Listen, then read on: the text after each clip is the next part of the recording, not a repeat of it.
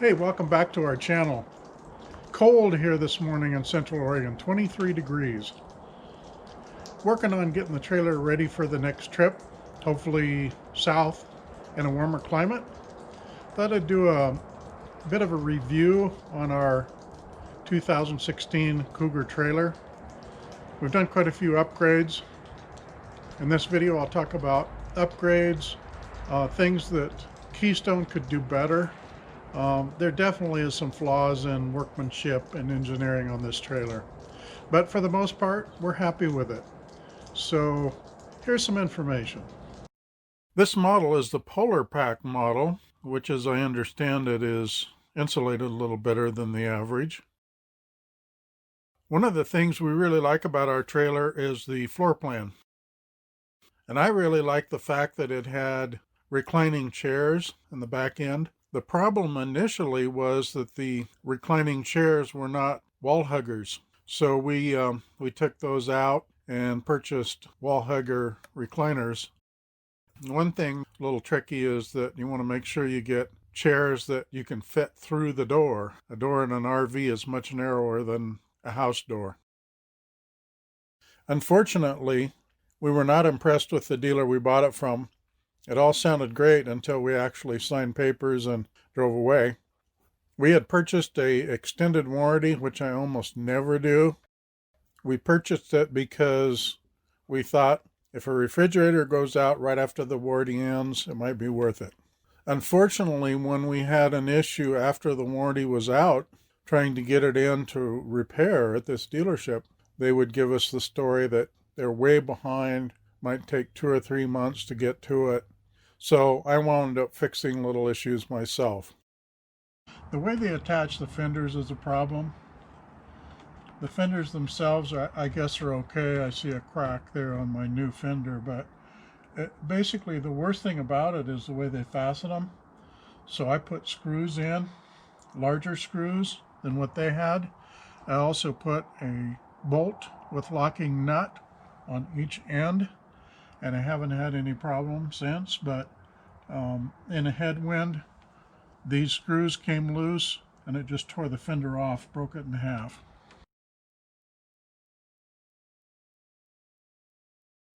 We've had 2 of the window valances fall off the wall so far. Definitely they could have attached them much better. On the front exterior on the top, about 3 or 4 weeks after we purchased it, I just happened to notice there was a gap. Basically, the fiberglass was cut too short.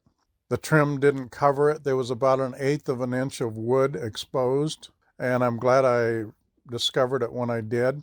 Rather than take it to the dealer and go through a whole fight and maybe lose the trailer for 6 months, I just sealed it with silicone rubber. The slide has basically worked well, other than the fact that when we first got it, the front corner on the bottom would not completely tighten up. So after looking at the adjustments underneath and trying to adjust it, I discovered I could adjust it and it would just pull back.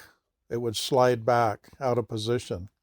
So the way that the adjustment is done, it's not real positive. It's really hard to keep it in place. So after several tries of adjusting and experimenting, I finally just put a shim in the other end to shim it out. That works okay, but it's really a design flaw because the one rail is almost at the middle. The other rail is on one end. It seems to me it would have worked out better if they had the rails spaced equally, maybe a foot or so from each end. But anyway, design flaw.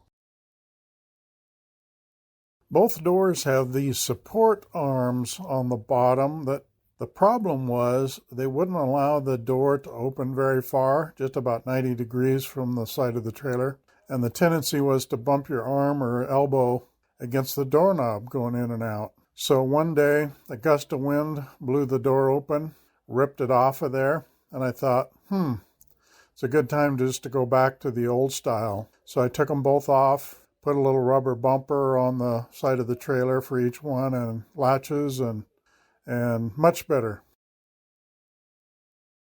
We've had several problems with door hinges coming loose.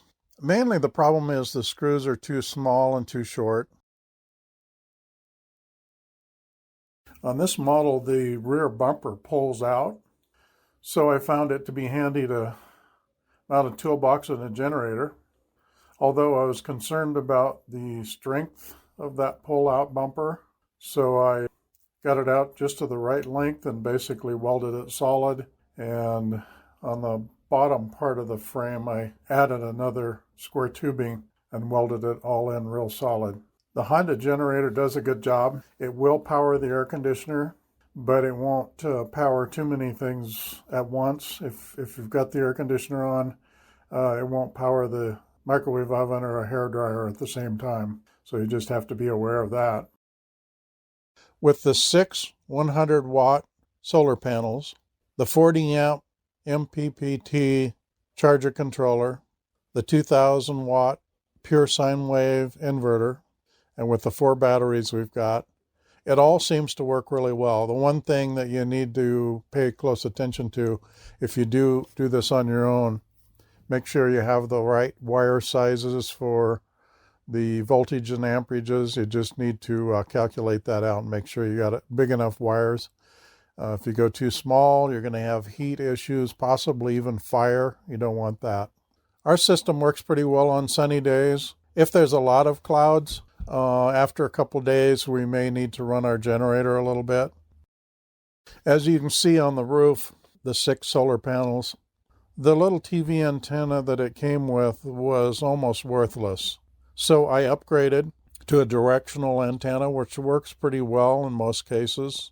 And also clear on the very back of the roof, I installed an automatic dish receiver for our satellite system. That tunes in automatically wherever you stop. The only problem with that is if there's trees in the way, it just simply won't work. So I've got a portable dish, the same type, with some extra coax that I can place in an area where it has a clear view of the sky. So in most cases, we can watch TV no matter where we go. So stay tuned. We will be doing videos on our trip to Arizona. Probably be traveling around Arizona and Utah for the next 2 or 3 months. So subscribe if you want to keep up on our travels, and click on the little alarm bell. That'll let you know when we've posted a new video. Thanks for watching.